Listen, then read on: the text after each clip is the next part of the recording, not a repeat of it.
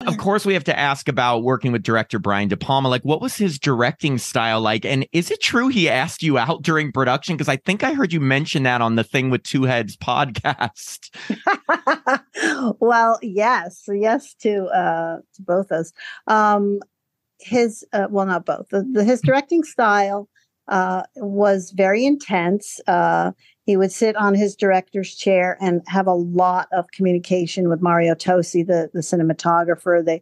To him, the look of the setup and the scenes were very important, of course, as it is with everybody. But he just seemed to take extra time with that and less time with talking to actors, which some directors do instead. When we did do the auditions at his apartment, on his dining room wall, which was a fairly large dining room, on all four walls, covered from top to bottom, were storyboards of, I think, the entire movie. I mean, every scene was drawn out and there was stuff written on it, like, this is how I'm going to film this. I want to do this, blah, blah, blah, little notes. And I was like, wow, this is how you make movies? You have to draw it out first, like a comic book.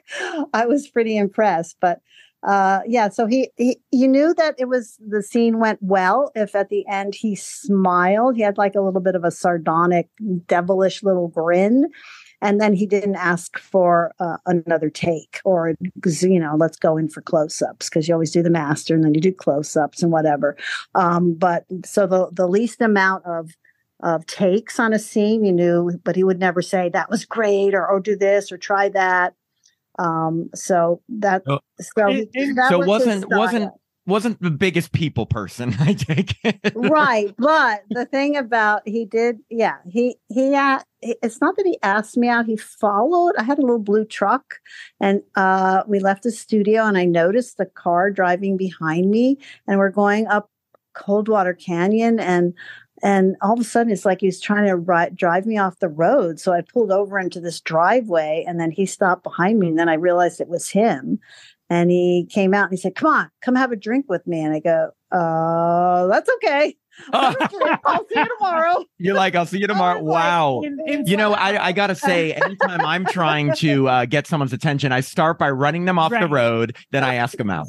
Facebook Messenger. There was no apps that you could just talk to someone. That's funny. Right. Well, that's true. But the weird thing is then, not weird, but fortuitous for Amy Irving, he invited his good friend Steven Spielberg to the set, who none of us knew. Ask you.